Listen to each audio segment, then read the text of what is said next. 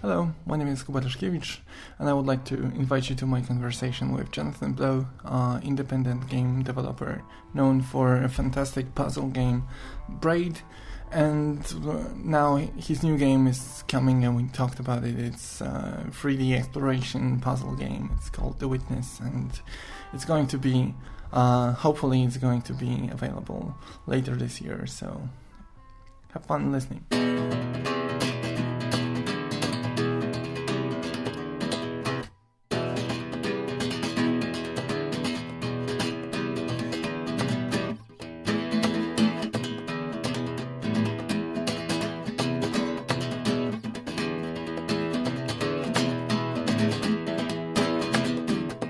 Well, I make video games. Right now I'm primarily known as a designer, but I also program and run a company and do PR and all sorts of things like that, because when you're making an indie game, often you have to do a lot of these things. I got into games as a programmer mainly, though. I really enjoyed programming things, and I started in games professionally in 1996. So that's a while ago. Wow. By many people's standards. The game that I'm most known for is a game called Braid, which was a puzzle platformer about playing around with time. And I'm currently working on a game called The Witness, which is a puzzle exploration game in first person, and I'm hoping it'll be done soon. Not too soon, but kind of soon anyway. Okay, so because, as you said, both of them are puzzle games, so what is the main idea behind The Witness, then?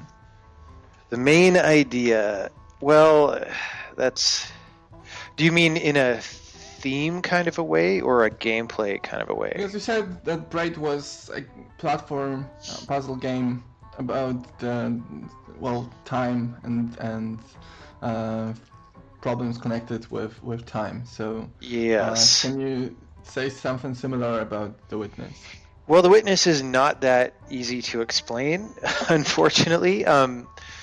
It's about a few things. First of all, it's about coming to an understanding of a complex situation by yourself with no verbal clues. So there are puzzles in The Witness, and you find them as glowing screens implanted in the world. It's almost like as if there were a bunch of tablet computers just mounted on posts around this world, and each one has a puzzle in it.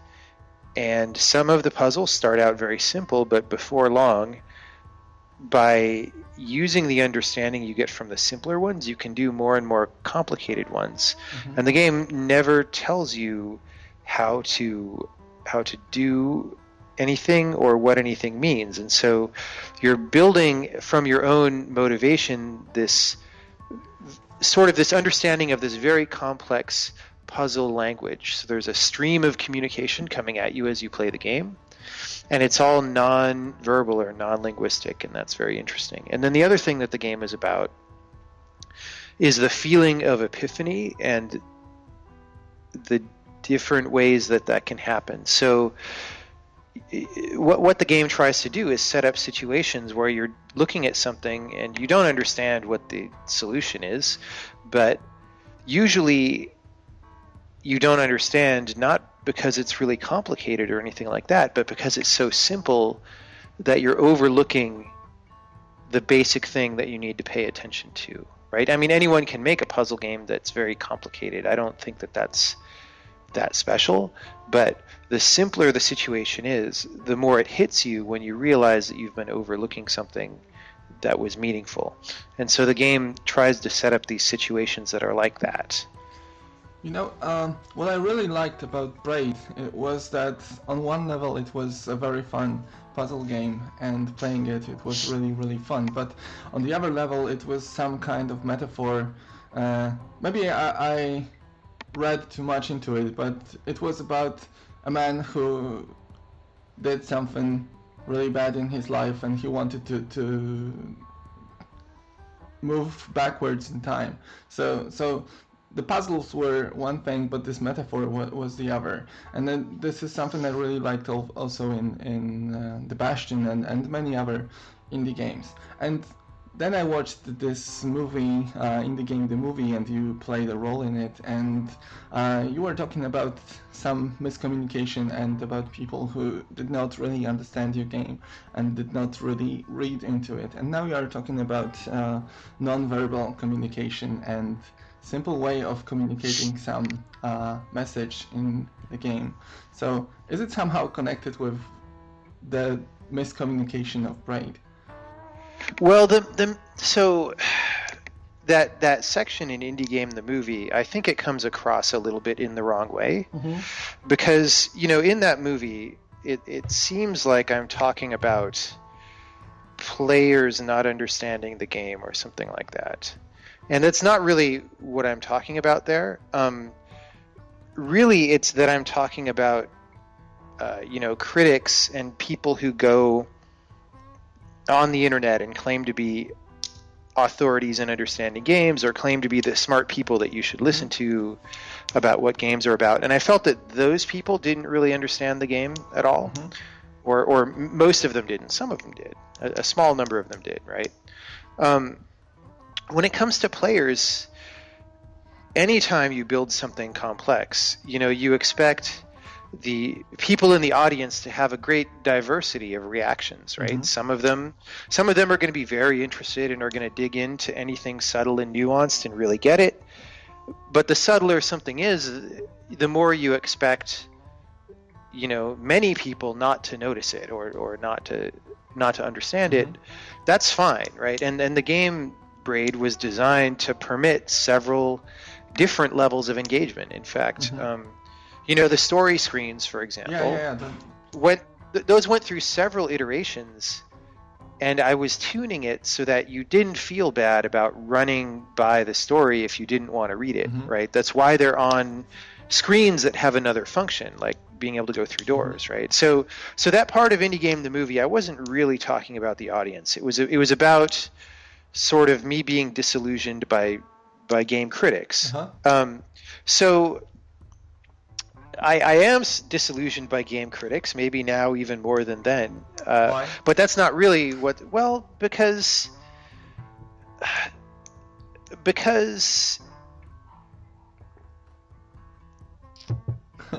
okay. I just don't find them talking about things that are interesting to me, and I don't find I find that a lot of game critics will take games that I think are obviously terrible and treat them as though they were actually really interesting and deep. And I think that often, there's a failure, there's this kind of fanboy enthusiasm that everyone has at one time or another, right? Like I had it a whole lot when I was a little kid and I loved games. And there's some kind of, I think even now, there's some kind of inability for critics to judge something outside of that kind of fan enthusiasm. So when they go to a really big game that's supposed to be the big game of the year or whatever, and quite often these games are really kind of bad in a lot of ways, just because they're so big and complicated, and the bigger and more complicated something is, the harder it is to make it good, and I just feel like most people who say they're critics are uncritical of those games and play them because they have this kind of fan enthusiasm for those games and write positive criticism of them because they have this kind of fan enthusiasm. So, and the kind of thing that I'm looking to make is very different from those big blockbuster games. So I think, most game critics are not really interested in the kinds of things that I'm interested in. I could be wrong about that. That's just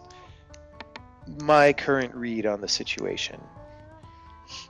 Okay, but we talked about about communication, and in Braid there were these special rooms where you were given, as a player, you were given these texts to read into the story. But there was another form of communication, and there were those puzzles that you put from those little pieces, and there was this, I don't know, feeling about them, about the world that went in not very good direction, and so you had to pay attention to read into this story. And now you say that in this world of Witness, you are not going to need to read anything, but you will be learning as you go.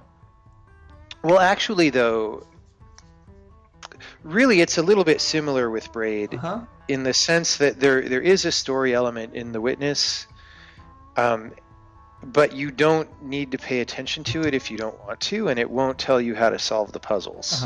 It'll maybe just give you some background about why the puzzles are there and why the world is the way it is and all that, which actually is not very different from the functioning of the story in Braid, right? The story in Braid will never tell you how to solve a puzzle, although it does a little bit more directly refer to the gameplay in a theme of the gameplay kind of a sense. But there's never something in a story bit in Braid that says the combination lock on the safe is 351 or something. And The Witness is like that too, but the story in The Witness is very different. It's told in a lighter kind of a way and in a much more nonlinear way, because in Braid I intentionally wrote some sort of highly nonlinear text, but it's still presented to you in a relatively linear form, right? You could go to the worlds a little bit out of order, but there's generally an order to it. Whereas in The Witness, you're walking around an island in first person, and after you leave the starting area, I have no idea where you're going to go or what you're going to do. So I can't, the story is written to take that into account. So this is very interesting, because I really liked everything about Braid, and the story was one of those things. And when you said, because usually when I heard some interviews with you about The Witness, you were talking about the mechanics of the game, the forms of communication, the ways of how the player learns the world, etc., etc. But you did not pay as much time to talking about the story, and I really wonder what is The Witness about, because, well, story-wise. Well, it's interesting. For whatever reason, I haven't felt myself very much wanting to talk about the story. Partially, I think, because in this game, the way the game works is you start the game and you're just in a dark tunnel, and there's a light at the end of the tunnel, and you go to the light and you find the first one of these panels and you operate the panel and it opens the door, and then you can start exploring. And you don't know anything at the beginning of the game about where you are or who you are fictionally in the game world, or what these puzzles are, or why the puzzles are there. And so the process of playing the game is a process of unfolding this mystery, part of which involves the gameplay and part of which involves the story. And I've just felt like I don't want to remove any of the mystery by telling people all about the story beforehand. I don't want to ruin that experience of not knowing anything at the beginning. So that's why. I don't know. Okay, but the story is equally important in The Witness as the puzzles. Well, I don't know that I would phrase it that way, because it depends on who you are and what you care about. Yeah, of course. Some people might not care about story, and so for them the story is not very important. But I would say it's a lot like Braid. There's a story element that is an important part of the game, and I wouldn't consider the game complete without it necessarily. So, it's there, and for players who are interested in it, they can experience it. Okay, so when I saw, so I don't know if it was in the game, the movie, or somewhere else, but you were talking about an early build, early concept of Braid, and you showed this like 8-bit playable demo, and it was pretty much there on this early stage. All the puzzles looked pretty much the same. Was it the same thing with The Witness, that you had the game in your mind before you started working on it? Well, I mean, with that version of Braid that I showed, depending on which one it was, it was probably the very earliest, like 1 month version or 2-week version. But, Braid was implemented in a programmer art way for most of the first year. All the puzzles in the game were there. It just looked really bad, and, it wasn't tuned, and there was glitchy behavior sometimes in the puzzles and all that. Now, I wouldn't characterize that, though, as before I started working on the game, because it took a great deal of work to make all those puzzles, Yeah, of course. So it's more like before starting on the main production phase or something like that, is what you might say. Now, The Witness is sort of like that, but actually not in as clean of a fashion. Like before we started on the main production phase, I definitely had programmed a basic version of the game where you could walk around and do some puzzles. But it's a much more complicated game than Braid. It's much bigger, and 3D modeling is always a great deal of work, especially when you're trying to make a beautiful and visually intricate game the way we are. It just takes so much time to do that stuff that you have to start, sort of before all the design is done, especially if it's this big of a game. So, we've been working on this game. Well, I've been working on it for over 5 years, and that's a long time. And so you kind of need to do what you can do to shorten that process. So actually, not even all of the puzzles are designed yet. There's still a number of things that need to be designed before the game will be done. Now, but percentage-wise, though, it's not a high percentage. It's maybe 10% or less of the game design is still left to be figured out. But there are things that are not figured out. Although that was a little bit true on Braid too. Some puzzles in Braid got rewritten toward the end. One of the levels in the game I redesigned completely 1 week before we shipped the game. Which one was it? To a totally different puzzle. It's the last one, I think, in World 4. It's the only level where there's a cannon shooting vertically and it shoots fireballs up a ladder. Yeah, so why did you decide to change it? Because I didn't like the old puzzle that was there. I forget exactly what it was now, but it wasn't up to my standards of everything else in the game. And sometimes that happens and you don't know what to do. You don't have a good idea for a while, but then when the idea shows up, why not make it happen? Okay. So, yeah. So it's interesting. Like, I can imagine people working with you hearing about this last correction in the game a week before it's supposed to be released. So, like, this panic everywhere. Was it this way? I don't think that was panic-inducing. There was definitely panic involved in Braid, but it was mostly due to trouble being caused by Microsoft for no good reason. In terms of the actual game design, and in terms of everything about the game that you see when you play it, that was all handled very well by the time we shipped. There was no panic there. Okay. Part of that is just because, when you're an indie, you're free to do it differently than AAA does it, right? AAA announces a launch date and has a certain budget.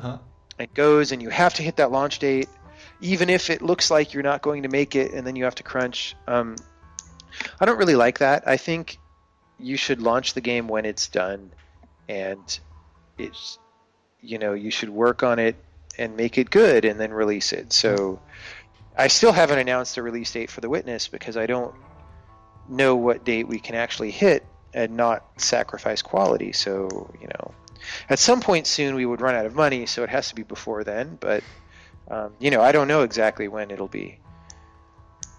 But you said, when we started talking about our conversation, you said that we can talk closer to the release date. So Yes. it's closer, yeah. It is closer. It is not as much closer as I had guessed Oh. when we had our original email. So it's not, the game is not coming out within the next 4 months, let's say. It's a little later. Okay, but this year. Yeah, I hope so. I really hope so. Okay. But I was originally thinking we'd be done in July or August, and it looks like we're not going to make that at this point. Okay, so you say you're running out of money. That means that what are you going to do when there's no more money? Well, we have enough money to finish the game.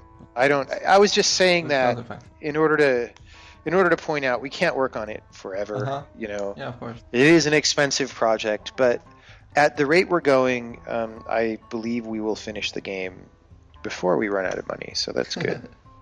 Okay, so you said that the Microsoft was one of the problems, and the game is going to be released on PlayStation 4 and PC. Is it going to be released on Xbox or not? Well, we don't have any plans for that right now, just because we're a really small company and there's a limit to how much we can do at any one time.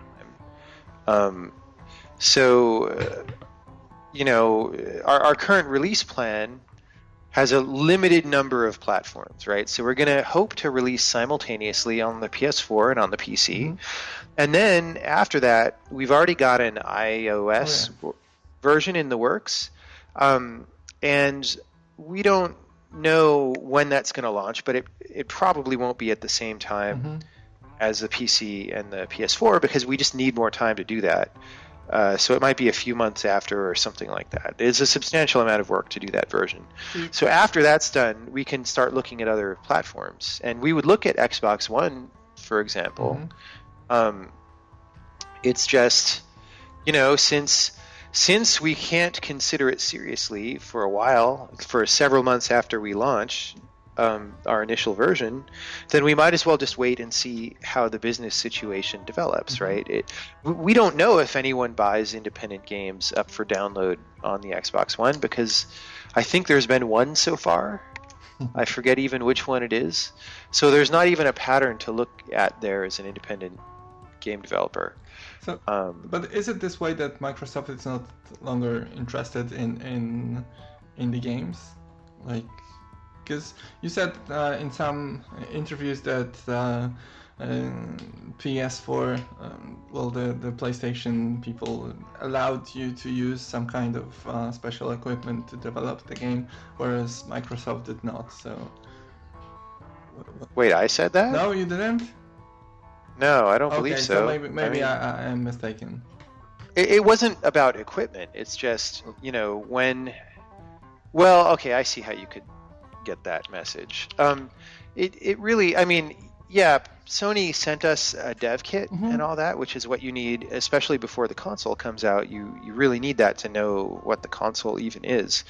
And they sent us one, and Microsoft didn't, certainly, but that's not even the core issue. Okay. The core issue was just that was one step before that, which is that Sony was actively interested in us and what we were working on and wanted to talk to us about our game, and Microsoft wasn't. They had no, when the Xbox One was first announced, they had no path for an indie developer to put a game on their system. That just didn't exist.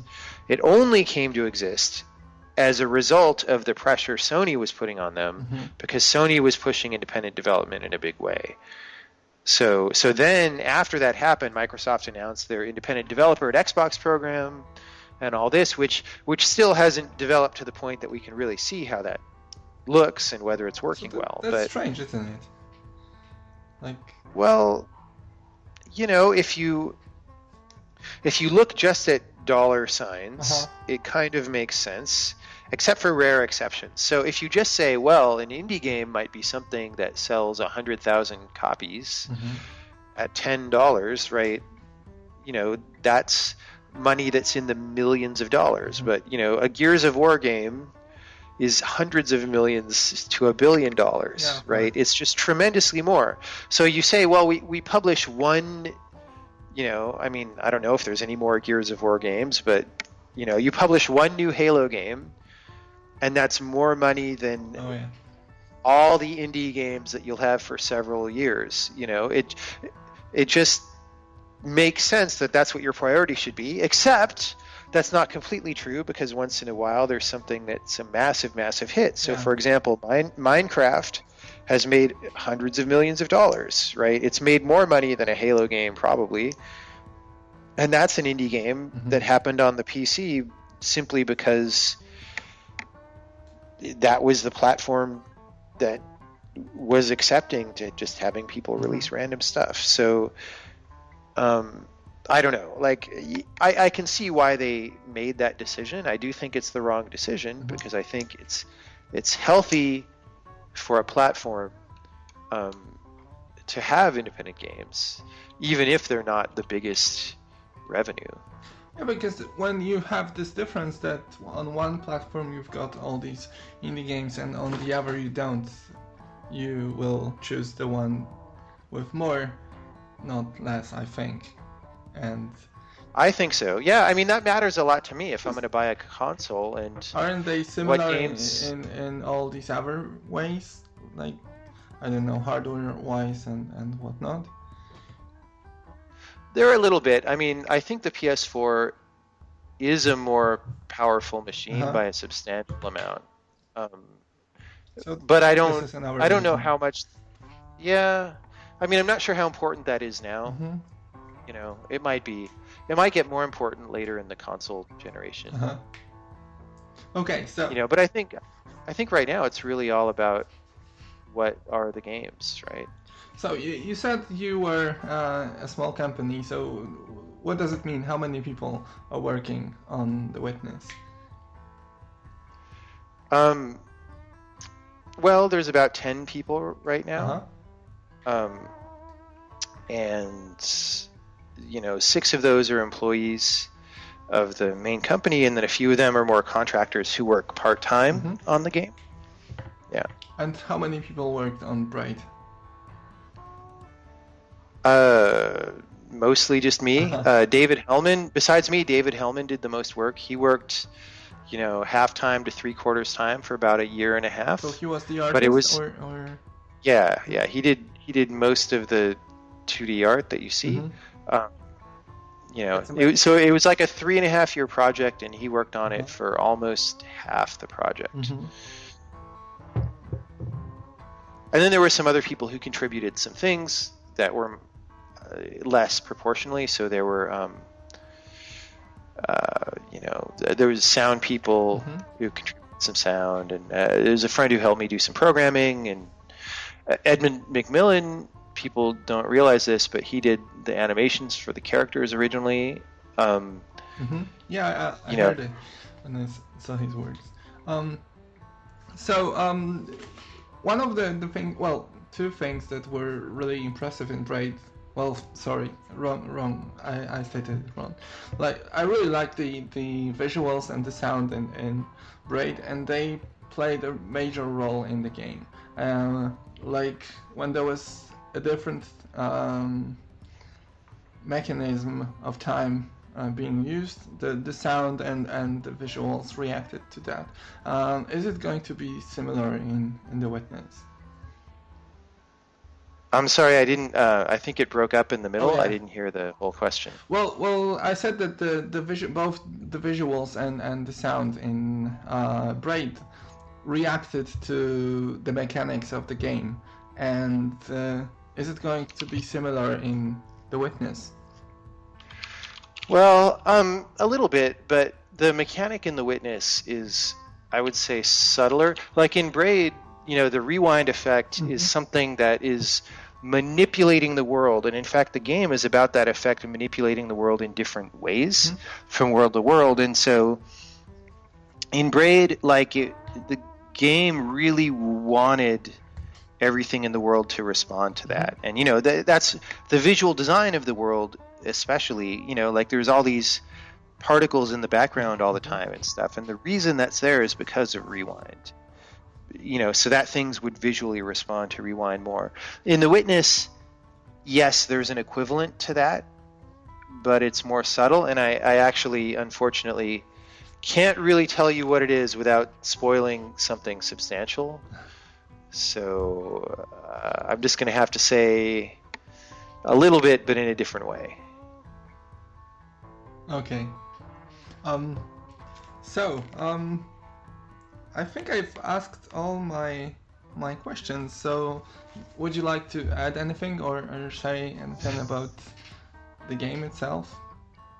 Oh, I don't know if I have other things to say.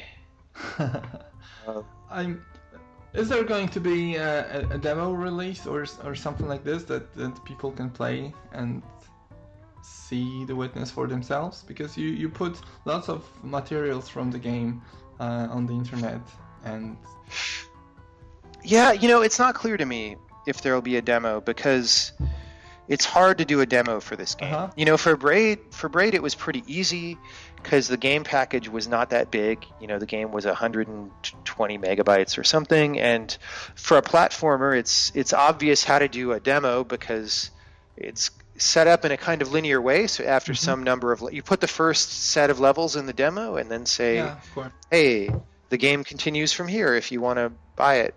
In the Witness, it's much more nonlinear than that. So, and it's unclear how we would make a demo package that's smaller than the full game, because you need to be able to see stuff on the other end of the island from, where you're standing. And that means that those assets are in the game. So, I don't know. We may just not do a demo. I know that people, like demos because obviously it helps you understand if you want to play the game. But I'm hoping that maybe Let's Plays or something like that can take the place of a demo. Or, the downside of Let's Plays for a puzzle game is that they kind of spoil the puzzle a little bit. Yeah. So I don't know. We need to figure that out. Right now, I think our biggest priority is just getting the game done, right? And once we're close to done, then we'll seriously look at the demo question and try and figure out if we can do that or if it makes sense for this game or what. We could put up a bunch of invisible walls in the world and say, pop up some text on the screen saying you can't go past this invisible wall because this is the demo, but that's really unfriendly and it breaks the mood and it's weird, and it still is a 3 gigabyte download. Yeah, of course. So I don't know. We have to think about it. Okay. So I'm really, really curious about the Witness, and I can't wait for the release of the game. And so, well, thank you very much for the conversation. Sure. Thank you for waking up so early in the morning to do this. I'm just a bit sleepy, and maybe not all my questions were what they were supposed to be. So, all right, I didn't notice. For that. I was hoping to ask you for one more thing. Yeah. Are you already thinking about your new game? I am thinking about it, yes. Oh, so... I have to be, because, once this game is done, I don't want to not have an idea. So I pretty much know what the next game is going to be, yes. Can you tell me anything about it? No, I cannot. If only because the last 2 times that I've publicly told people what my next game was going to be, that turned out to be wrong. So really, let's wait until it really becomes the next game, and then I can say some things. Well, here's one thing I will say. It's not a puzzle game. Oh. So that's interesting. But it's not a first-person shooter or something like this. It is also not a first-person shooter. Good. I'm really... Okay, so thank you very much, and good night, I guess? Yeah. Okay, thank you very much. See you.